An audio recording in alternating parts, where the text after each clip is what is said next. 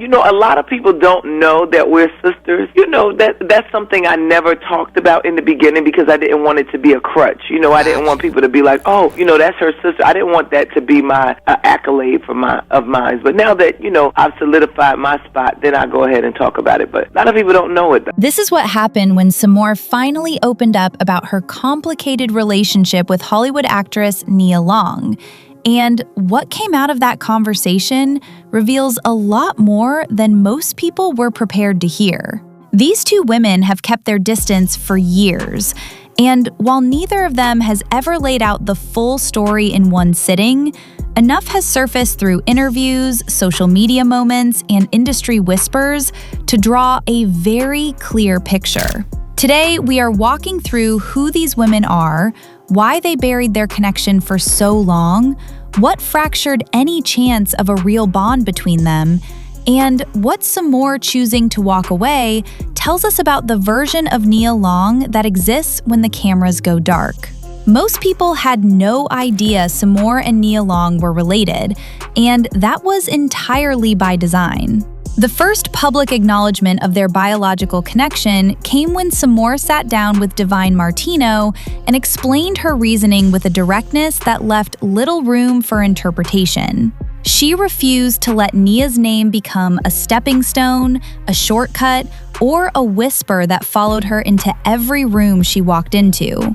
Earning her place in comedy meant doing it under her own name, with her own material, on her own reputation, and attaching herself to a more famous sister would have undercut all of that before she even got started. When Sommore was still climbing, Nia had already built real weight in Black Hollywood, a recognizable face with serious pull, and the kind of industry presence that can either lift someone up or quietly overshadow them depending on how the story gets told. Choosing to separate herself from that was not insecurity, it was strategy, and it worked. Sommore built a lane in stand-up comedy that belongs entirely to her, and nobody handed it to her. Once the sisterhood became public knowledge, Nia moved to acknowledge it too, posting a side-by-side photo of the two of them on Instagram with a caption calling Sommore the funny one in the family. Sommore liked it, and then a few hours passed and the like disappeared without a word of explanation. No comment, no statement, nothing to indicate what changed in those hours. That one quiet moment communicated more about where things actually stood between them than any interview either of them has ever given. Understanding this estrangement means going back well before Hollywood, because the distance between these two women did not start on a film set or in a green room. It started in childhood, and it started with the decisions adults made around two little girls who had no say in any of it. Daughtry Long is the father they share, born to different mothers, raised in entirely different circumstances, and shaped by a family structure that never really gave them a chance to know each other. Sommore came first in 1966, and when that relationship between her parents ended, their father moved on. 4 years later, he was with a new woman, Nia's mother, and Nia was born into that relationship, which also collapsed when she was only 2 years old. After the split, Nia's mother relocated the family out of New Jersey entirely, first to Iowa and then eventually to Los Angeles, which meant Nia grew up without her father in her life at all. Proximity gave Sommore something Nia never had access to, which was a functional relationship with their dad. And Nia has been honest about how much that hurt. For years, she carried disappointment and anger over not having the father-daughter experience she watched other kids take for granted. The bedtime stories, the presents, the ordinary things that a father is supposed to provide. None of that was something she could control as a child, and she has been clear about the resentment that built up around it. What is equally true, though, is that none of it was Sommore's doing either. These were two children absorbing the consequences of grown people's choices, living far apart with no one making any real effort to connect them. And this was before the internet made distance irrelevant. By the time they were both adults, they were essentially strangers with a shared last name and a father in common. As adults, they attempted to close that gap. There were phone calls, a handful of in-person meetings, real attempts to build something from the ground up. None of it clicked. Every time they got together, something felt off. The kind of disconnect that does not really have a clean explanation, but that both people can feel the moment they are in the same room. And this is where Nia's reputation in the industry becomes relevant, because what Sommore experienced personally lined up almost exactly with what had been circulating through Hollywood for years. Nia Long's talent has never been the question. The question has always been what surrounds it. A consistent pattern followed her through multiple productions, and across different sets and different casts, the same story kept resurfacing in different forms. On The Best Man holiday, a disagreement over wardrobe for a funeral scene, specifically her character wearing white rather than black, held up production for a full hour before the team relented and gave her what she wanted. The Empire situation added another layer, with reports of consistent tardiness that disrupted the flow on set, and when Taraji P. Henson addressed it directly, things escalated rather than resolved.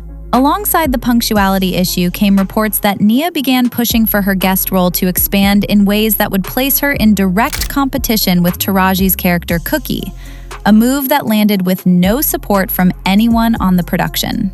Complaints about being difficult during hair and styling sessions also surfaced, with repeated demands for her look to be redone until she was fully satisfied.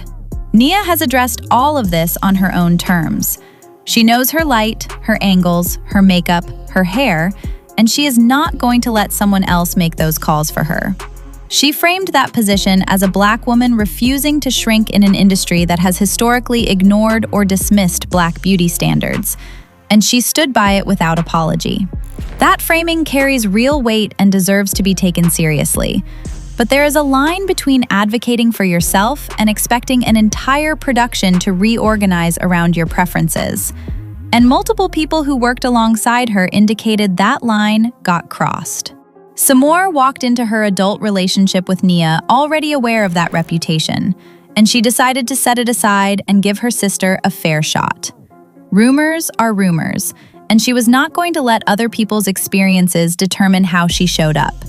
She extended good faith and came in expecting two grown women to meet each other as equals, two separate careers, two established names, no hierarchy required. Nia apparently had a different arrangement in mind. Reports indicate she approached the dynamic with an expectation that Sommore would defer to her, that being the bigger star entitled her to a certain kind of positioning even within a personal relationship.